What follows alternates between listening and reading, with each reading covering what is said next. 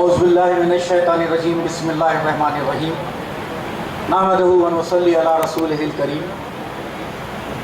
صدر جلسہ پروفیسر سعود عالم قاسمی صاحب، مہمان خصوصی محترم محمود خان صاحب، اس پروگرام کے روح رواں مولانا فضل الرحیم مجددی صاحب، مولانا نسیم الدین صاحب، حکیم محمد اسلام اللہ صاحب، نائب جامعہ ہدایہ راجونسی صاحب، دلی سے آئے ہوئے مہمان عرفان صاحب، عابد صاحب اور ہمارے دوست اردو میگزین نکالتے ہیں، معزز سامعین، خواتین و حضرات، السلام علیکم ورحمۃ اللہ وبرکاتہ۔ میرا کام پروفیسر سعود عالم قاسمی صاحب نے بہت ہلکا کر دیا ہے، اور جو سارے خیالات اور جو چیزیں مجھے کہنی تھی اس میں سے تقریباً 90% آپ نے بول دیا ہے، اس لیے میرا کام بہت ہلکا ہو گیا۔ اور ظاہر ہے کہ میں ان کا فین ہوں، تو ظاہر ہے کہ ہم سے بھی اچھے سلیقے سے انہوں نے بہترین طریقے سے وہ ساری باتیں کہہ دی جو مجھے کہنی تھی، لیکن ظاہر ہے کہ کچھ چیزیں میرے پاس ہیں جو میں آپ کے سامنے اختصار سے رکھوں گا، اتنی دور سے آیا ہوں۔ معزز سامعین، بعد میں ہم سے پہلے جو وائس پریزیڈنٹ اسکول کی ہیں انہوں نے خواتین کی تعلیم کے اوپر روشنی ڈالی، اور مجھے جو بولنا ہے اس میں خواتین کی تعلیم بھی ایک موضوع تھی۔ میں اسی موضوع کو ٹیک اپ کرتا ہوں، اور سب سے پہلے مبارکباد دیتا ہوں مولانا فضل الرحیم مجددی صاحب سے کہ ان کے اس جلسے میں، اب تھوڑی سی بچیاں چلی گئی ہیں، پانی وانی پی لیں، تقریباً 50% خواتین ہیں، جو کہ ایک بہت بڑی خوشائن بات ہے اور جو بہت ضروری چیز ہے، کیونکہ میں یہ سمجھتا ہوں کہ ہم جو بھی فیصلے لیتے ہیں کانفرنسز میں، چاہے کہیں بھی، اس کا نفاذ ہمارے گھر پر ہوتا ہے۔ یہ خواتین جو مائیں، بہنیں، بیٹیاں بیٹھی ہیں، یہی اس کو عملی جامہ پہناتی ہیں، اور عملی جامہ پہنانے والا اگر کنونس ہو کے یہاں سے جاتا ہے، یہ خواتین جو آپ کے والدین، یہ مائیں بیٹھی ہوئی ہیں، بہنیں بیٹھی ہوئی ہیں، اگر یہ کنونس ہو جائیں گی، ایک بار یہ کوئی چیز ٹھان لیں گی، تو انشاءاللہ وہ چیز امپلیمنٹ ہو جائے گی۔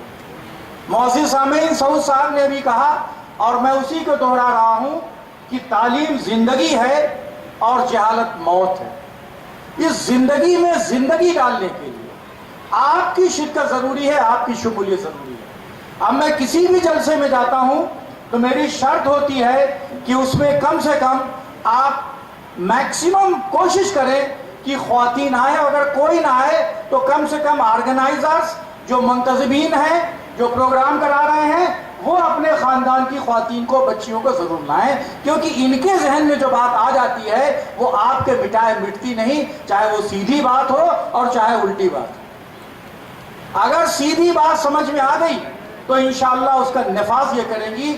اس لیے مجھے خوشی ہے کہ آج کے جلسے میں خواتین کی بڑی تعداد ہے۔ معزز سامعین، اسلام میں اگر کوئی جرم کرے گا تو خواتین اور مرد دونوں کو برابر سے سزا ملے گی، اسی طرح کوئی اچھا کام کرے گا تو بھی برابر سے ہے۔ اسلام میں سب کے حقوق اور ذمہ داریاں برابر ہیں۔ یہ ایک الگ بات ہے کہ خواتین کی الگ ذمہ داریاں ہیں، مردوں کی الگ ذمہ داریاں ہیں، والدین کی الگ ذمہ داریاں ہیں، اور بچوں کی الگ ذمہ داریاں ہیں، لیکن ذمہ داریاں سب کی ہیں، حقوق بھی سب کے ہیں۔ اور آپ اپنے ذہن سے یہ بات نکال دیں کہ آپ کو اسلام نے کہیں بھی کوئی انفیریئر جگہ پہ رکھا ہے، کہیں بھی کمتر درجے پہ رکھا ہے۔ آپ کا کام الگ ہے، ان کا کام الگ ہے، لیکن اللہ کی نگاہ میں آپ دونوں برابر ہیں۔ معزز سامعین، اسکول کا اناگریشن ہے، کرسنٹ اسکول کا۔ اتنا بڑا جے پور شہر ہے، ادارے بھی ہوں گے، لیکن جیسا کہ مولانا نے ابھی ڈیٹا پیش کیا، ہندوستان کی 4-5 ریاستیں جو بیکورڈ ہیں تعلیمی اعتبار سے، چاہے وہ اتر پردیش ہو، بہار ہو، بنگال ہو، آسام ہو، یہ 52% یا 53% آبادی ہماری رہتی ہے، آسام بھی اسی میں۔ اس کے علاوہ 4 اسٹیٹ آپ نے بتائی جہاں 18% آبادی ہے لیکن وہاں پر تعلیمی پوزیشن ہماری بہت بہتر ہے، کمپیریٹیولی بیٹر ہے ان 5 ریاستوں سے۔ اور سوچئے کہ یہ 52% آبادی جہاں پر ہے وہاں ہم بیکورڈ ہیں۔ تو میرے عزیز ساتھیوں، ہمیں یہ کوشش کرنی چاہیے کہ جیسا کہ مولانا نے کہا کہ آج یہ پرابلم نہیں ہے کہ کوئی اپنے بچے کو پڑھانا نہیں چاہ رہا ہے، ہو سکتا ہے پیسے والے پڑھانا نہ چاہیں، اتنی توجہ نہ دیں، لیکن خواہش تو سبھی کی ہے۔ خاص طور سے غریبوں میں بھی ایک بڑی تعداد ایسی ہے جس کی خواہش ہے کہ ہمارے بچے پڑھے جائیں، لیکن یہ ایک الگ بات ہے کہ نہ وہ اس خواہش کے مطابق عمل کر رہا ہے، نہ وہ اتنی کوشش کر رہا ہے، نہ اس کے پاس وسائل ہیں، اور نہ ہمارے پاس اسکول اور کالجز ہیں۔ تو میں سمجھتا ہوں کہ اس وقت دو سطح پر ہمیں کام کرنے کی ضرورت ہے۔ اگر آپ ساؤتھ میں جائیں اور سینٹرل انڈیا کو بھی آپ لے لیں، مہاراشٹر کو آپ لے لیں، آندھرا کو لے لیں، تامل ناڈو کو لے لیں، کرناٹکا کو لے لیں اور کیرلا، یہ 5-6 اسٹیٹ کو آپ لے لیں، تو آپ کو اقلیتوں بالخصوص مسلمانوں کے ذریعے بنائے گئے بڑی تعداد میں تعلیمی ادارے ملیں گے۔ آپ کو بڑی تعداد میں انجینئرنگ کالجز ملیں گے، میڈیکل کالجز ملیں گے، بی ایڈ کالجز ملیں گے، اور لڑکیوں کے بھی بہت سارے کالجز ملیں گے۔ اللہ کا شکر ہے کہ ساؤتھ میں میڈیکل کالج لڑکیوں کے لیے بنا دیا ہے انہی مسلمانوں نے، جو ہمارے ہی جیسے کلمہ پڑھتے ہیں، ہمارے ہی جیسے ملک میں رہتے ہیں، جن کے اوپر وہی دلی کی سرکار ہے جو ہمارے اوپر ہے، اور جن کے اوپر وہ سارے مسائل ہیں جو ہمارے اوپر ہیں، لیکن انہوں نے اسی کانسٹیٹیوشن میں رہتے ہوئے، اسی ملک میں رہتے ہوئے، انہی حالات کو فیس کرتے ہوئے انہوں نے ہم سے 10 گنا زیادہ تعلیمی ادارے قائم کر لیے۔ تو آج ضرورت میرے عزیز ساتھیوں، خواتین و حضرات، یہ ہے کہ ہم بڑی تعداد میں ایجوکیشن انسٹیٹیوشنز قائم کریں، شکشن سنستھائیں قائم کریں، چاہے وہ چھوٹا ہی سا ہو۔ یہ کریسنٹ اسکول جو آج بنایا جا رہا ہے، جس کا آج افتتاح ہو رہا ہے، یہ آج چھوٹا ہے، لیکن ہو سکتا ہے 50 سال کے بعد یہ کریسنٹ انٹرنیشنل یونیورسٹی ہو۔ سر سید نے بھی 1875 میں مدرسۃ العلوم مسلمانہ ہند بنایا تھا، تو ذہن میں تو ان کے تھا کہ یونیورسٹی بنائیں گے ہم، لیکن اس سے پہلے ان کا انتقال ہو گیا۔ آج اتنی بڑی یونیورسٹی ہے، وہاں سے ہزاروں طلباء اور طالبات سال میں پاس ہوتے ہیں، لاکھوں لوگ پاس ہو چکے ہیں، اور دنیا کے 94 یا 97 ملکوں میں علی گڑھ مسلم یونیورسٹی کے ورلڈ وائز موجود ہیں۔ تقریباً 97 ملکوں میں علی گڑھ مسلم یونیورسٹی کے ورلڈ وائز موجود ہیں۔ ایک چھوٹا سا پودا لگایا تھا علی گڑھ میں سر سید احمد خان نے، وہ آج اتنا بڑا ہے۔ اس لیے یہ نہیں کہا جا سکتا کہ یہ چھوٹا سا ادارہ کہاں جائے گا، لیکن جو خلوص ہے، جو کمٹمنٹ ہے، اس سے ہمیں یہ امید کی جانی چاہیے کہ یہ ادارہ بھی انشاءاللہ آج نہیں کل نہیں پرسوں، پرسوں نہیں نرسوں یونیورسٹی کی شکل اختیار کرے گا، اور اس سے نکل کے فارغین بھی دنیا میں اسی طرح نام روشن کریں گے جیسے علی گڑھ مسلم یونیورسٹی کے فارغین روشن کریں۔ میرے عزیز ساتھیوں، ادارہ سازی کے اوپر آپ آئیں تو 4-5 نام مجھے یاد آ رہے ہیں، ویسے بہت سارے ہیں، اگر کسی کا نام نہ لوں تو وہ ناراض نہ ہو، کسی انجمن کا ناراض نہ ہو، نام نہ لوں تو خفا نہ ہو، لیکن 4-5 لوگ میں نے رینڈم سیمپلنگ کے طور پہ لیے ہیں۔ اگر آپ گجرات چلیں، سیاسی افکار کسی کے کیا ہیں، مذہبی افکار کیا ہیں، کس سے کسی کی دوستی ہے، اس پہ مت جائیے، میں صرف تعلیمی ادارے میں قائم کرنے والوں کا نام لے رہا ہوں۔ تو اگر آپ گجرات سے چلے تو وہاں مولانا غلام وستانوی صاحب کا نام آپ سنیں، ان کے ادارے میں تقریباً 1.5 لاکھ لوگ ہر سال فارغ ہوتے ہیں، گجرات اور مہاراشٹر میں ان کے ادارے پھیلے ہوئے ہیں۔ بامبے میں آ جائیے، انجمن اسلام ہے، جہاں تقریباً 1.25 لاکھ بچے تعلیم حاصل کرتے ہیں۔ 1.25 لاکھ معمولی فگر نہیں ہوتی، انجمن اسلام میں۔ ساؤتھ انڈیا میں آپ جائیے، بڑے بڑے ادارے ہیں، عالمی سوسائٹی ہے، نہ جانے کتنی سلطان العلوم سوسائٹی ہے، کتنے لوگ ہیں جنہوں نے ادارے قائم کر دیے۔ چنئی میں مجھے ابھی معلوم ہوا، کچھ دن پہلے موسیٰ رضا صاحب نے بتایا کہ چنئی یعنی تامل ناڈو میں لڑکیوں کا ایک کالج قائم ہوا ہے جس میں 10,000 خواتین لڑکیاں پڑھتی ہیں، جس میں 6,500 لڑکیاں مسلمان ہیں۔ انہوں نے 2 سال پہلے یہ طے کیا جیسے مولانا نے طے کیا کہ کوچنگ کرائیں گے، انہوں نے 2 سال پہلے یہ طے کیا کہ ہم لڑکیوں کی کوچنگ کرائیں گے تاکہ تامل ناڈو سول سروسز میں وہ جائیں اور آفیسر بنے۔ پچھلے سال 31 اکتوبر کو آل انڈیا مسلم مجلس مشاورت کا پروگرام تھا، اسی میں انہوں نے یہ بتایا کہ ہم نے 1.5 یا 2 سال پہلے یہ فیصلہ لیا کہ ہم لڑکیوں کی کوچنگ کرائیں گے، اور انہوں نے 300 لڑکیوں کو سلیکٹ کیا۔ 300 لڑکیوں میں سے انہوں نے بتایا کہ الحمدللہ 50 مسلمان لڑکیاں Tamil Nadu state public service commission میں فائنلی سلیکشن ہو گیا، یعنی 50 مسلم لڑکیاں تامل ناڈو میں آفیسر ہو گئی۔ تو کیا آپ نہیں بن سکتی؟ اسی طرح کی کوششیں ہو رہی ہیں، لیکن نارتھ انڈیا میں کوشش کم ہو رہی ہے۔ ایسا نہیں ہے کہ نہیں ہو رہی ہے۔ لکھنؤ میں انٹیگرل یونیورسٹی بنی، رامپور میں محمد علی جوہر یونیورسٹی بنی، دلی میں جامعہ ہمدرد بنی، لیکن جتنی آبادی ہے، جتنے وسائل ہیں، جتنی ضرورت ہے، اس کے حساب سے میں سمجھتا ہوں 1/10 یعنی 10% بھی کام نہیں ہو رہا ہے۔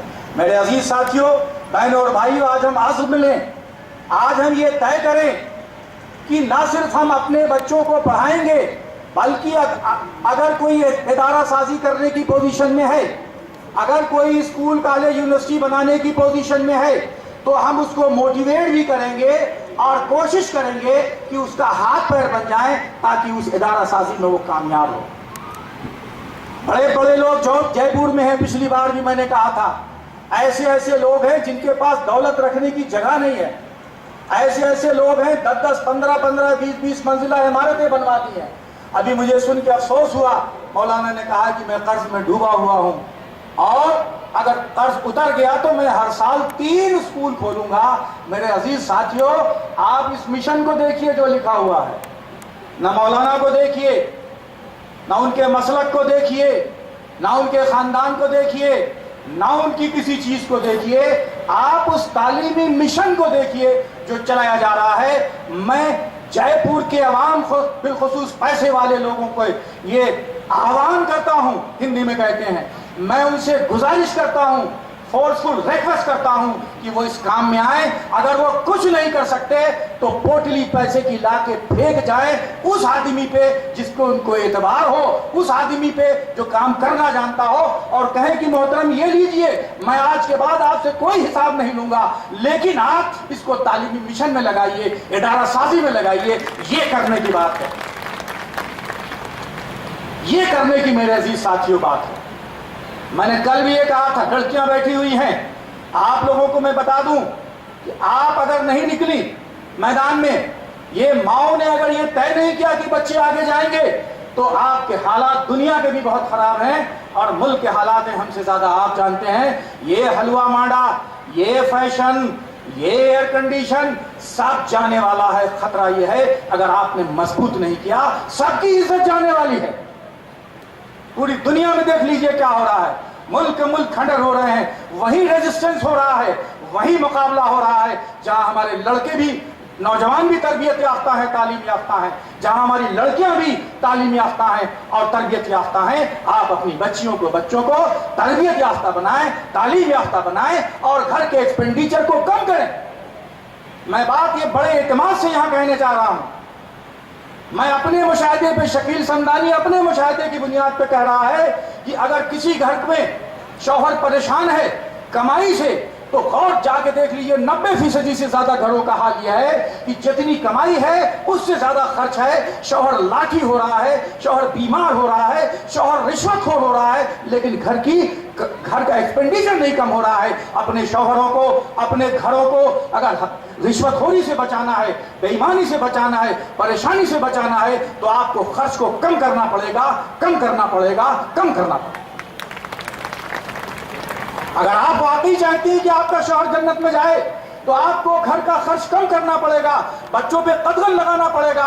اور جیسا کہ محترم فاضل مقرر نے ابھی کہا کہ ایک ہفتے کے لیے آپ لوگ جاتی ہیں شادیوں میں، بچوں کا نقصان ہوتا ہے۔ آج میری فیملی بھی آنے والی تھی، سعود صاحب کی فیملی بھی آنے والی تھی، ان کے تو بچے نے، ان کی بھی بیگم نے کہا کہ بچے کا اسکول ہے، اور میری بیگم نے تو بات پہ دھیان ہی نہیں دیا، کہنے لگی نہیں میرے بچوں کا ایک دن کا اسکول کھلے گا، چھوٹے گا، اس لیے وہ نہیں آئی۔ آپ سوچئے یہ ایک ایک ہفتہ اور 15-15 دن آپ لوگ جو جاتے ہیں منگنی میں فلاں، اس سے نقصان بھی ہو رہا ہے۔ اسکول میں کیا پرابلم ہوتی ہے؟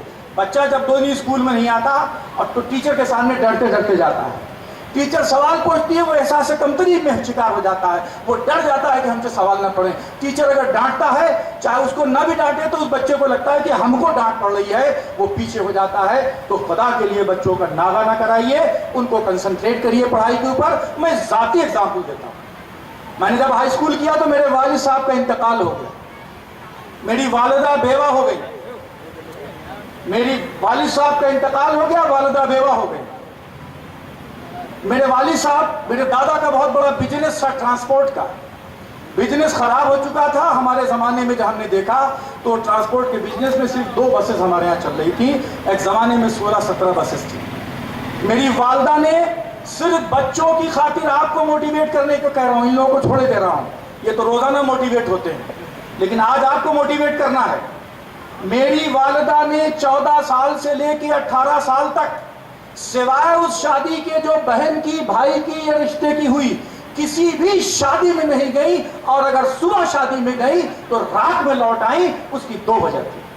میری والدہ نے 14 سال سے 18 سال تک قربانی دی، فنکشنز میں نہیں گئی، 2 وجہ تھی۔ ایک تو فنکشنز میں بچے جائیں گے تو ان کا دھیان بٹے گا اور وقت برباد ہوگا، بچے جائیں گے تو دھیان بٹے گا اور وقت برباد ہوگا۔ اور دوسرے، کمائی کم ہے، کہیں بچے کپڑوں کی وجہ سے، کسی جوتوں کی وجہ سے، زیور کی وجہ سے احساس کمتری کا شکار نہ ہو جائیں، تو میری والدہ نے ہر اس فنکشن کو اوائڈ کیا جہاں جانا مجبوری نہیں تھی۔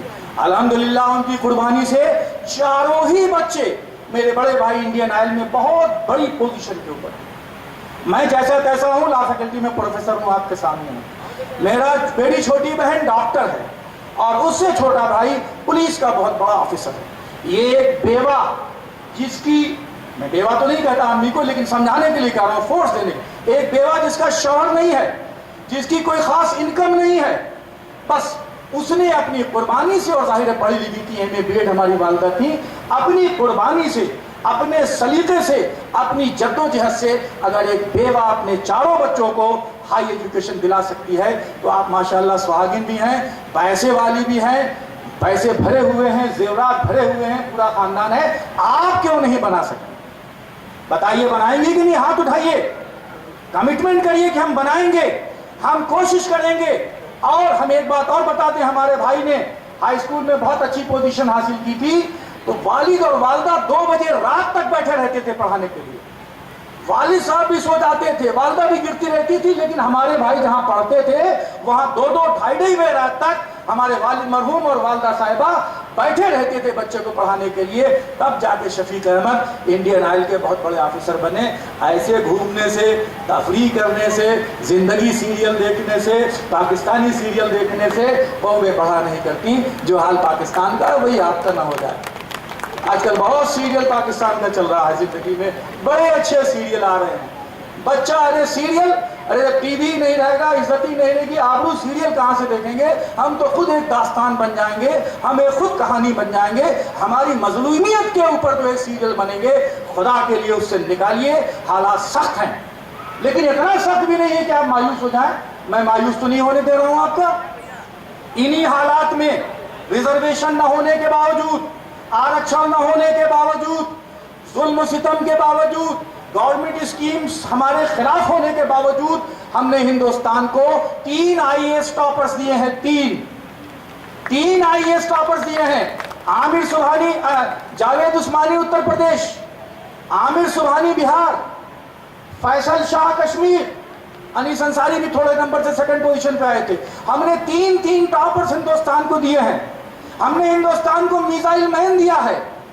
APJ عبد الکلام ایک مچھوارا، معمولی سی لنگی اور بنیان پھٹی سی پہننے والا، ہندوستان کو میزائل دے کے جاتا ہے۔ اور ہندوستان کی بھی بیوٹی دیکھیے، ہمارے ملک کا کمپوزٹ کلچر دیکھیے، ہمارے ملک کی سہیشوتا دیکھیے، فرقہ وارانہ ہم آہنگی دیکھیے کہ BJP جیسی پارٹی APJ عبد الکلام کو پریزیڈنٹ آف انڈیا بناتی ہے۔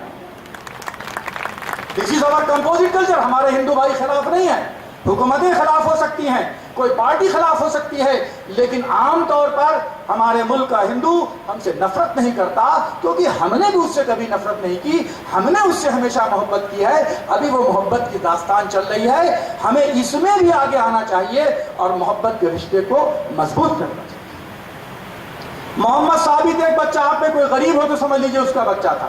محمد ثابت منی پور کا، میں جو ڈیمورلائزیشن ہو سکتا دو چار باتوں سے ہو گیا، اس کو کرنے کے لیے کر رہا ہوں، ختم کرنے کے لیے۔ محمد ثابت ایک معمولی امام صاحب کا بچہ، منی پور کا، سی بی ایس ای کے ہائی اسکول کے امتحان میں جس میں 15 20 25 لاکھ بچے بیٹھتے ہیں، اس میں محمد ثابت نے ٹاپ کیا، 2 سال پہلے ٹاپ کیا، اس کے لیے تالی بجائیے۔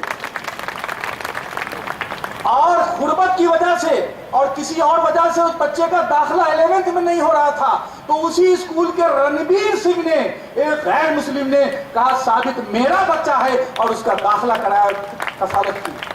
یہ میرے ملک کا اگین کمپوزٹ کلچر۔ 2 سال پہلے یو پی میں سی پی ایم ٹی کا امتحان ہوا، کمبائنڈ پری میڈیکل ٹیسٹ، جس میں ڈاکٹرز بنائے جاتے ہیں۔ 1350 سیٹوں کے لیے 1350 سیٹوں کے لیے امتحان ہوا۔ آپ لوگ ایمانداری سے بتائیے کتنے % مسلمان بچوں نے ایم بی بی ایس میں فائنل سلیکشن حاصل کیا ہوگا؟ جلدی سے بتائیے، میں اختصار سے کام دے رہا ہوں۔ کتنے % نے حاصل کیا ہوگا؟ جلدی سے بتائیے، کوئی بھی بتائے فگر۔ 5%۔ اور بتائیے 10%۔ اب ایسے تو 100% نہ چلے جائیے آپ جی۔ اور بتائیے 1% محترمہ۔ میرے عزیز ساتھیوں، سی بی ایس ای کے سی پی ایم ٹی کے امتحان میں اتر پردیش میں مسلمان بچوں نے 1350 سیٹوں میں تقریباً 350 سے لے کے 450 سیٹیں اپنے کھاتے میں کی۔ یہ ایک ریکارڈ ہے، اس کو تالی بجائیے، خوش ہوئیے، ریپلیکیٹ کریے راجستھان میں۔ اور جیسے سعود صاحب نے ابھی علی گڑھ کا الٹا حال بتایا، اتر پردیش کے مسلمان بچوں نے 10 میں سے 6 پوزیشن ٹاپ کی مسلمانوں نے کی، پہلی، دوسری، چوتھی، چھٹی، اور اس کے بعد 10 میں سے 6 بچوں نے ٹاپ کیا مسلمانوں نے اتر پردیش میں۔ کہیں مایوسی کی بات ہے؟ کوئی مایوسی کی بات نہیں۔ اسی لیے کسی شاعر نے کہا ہے کہ لہو ہو تو لہو لکھتے ہیں، پانی ہم نہیں لکھتے۔ لہو مانے خون، لہو ہو تو لہو لکھتے ہیں، پانی ہم نہیں لکھتے۔ کبھی محلوں کی رقاصہ کو رانی ہم نہیں لکھتے۔ لہو ہو تو لہو لکھتے ہیں، پانی ہم نہیں لکھتے، کبھی محلوں کی رقاصہ کو رانی ہم نہیں لکھتے۔ یہی تو بات ہے، تاریخ ہم پہ ناز کرتی ہے کہ ہم تاریخ لکھتے ہیں، کہانی ہم نہیں لکھتے۔ ہمارے بچوں نے محنت کی، ایثار کی، قربانی کی، تاریخ لکھی ہے، لیکن فیل ہم وہاں ہو رہے ہیں کہ ہم بچوں کو اسکول نہیں دے پا رہے ہیں، ہم بچوں کو فیس نہیں دے پا رہے ہیں، ہم بچوں کو اور انفراسٹرکچر نہیں دے پا رہے ہیں، ہم بچوں کو وقت نہیں دے پا رہے ہیں۔ ضرورت اس بات کی ہے کہ ہم اپنے بچوں کی صلاحیتوں کو صحیح طرف لگائیں۔ بس 2 منٹ لے کے بات ختم کریں۔ خواتین، آپ پچھلی بار بھی میں نے کہا تھا، آج بھی کہہ رہا ہوں، آپ احساس کمتری کا شکار کیوں ہیں؟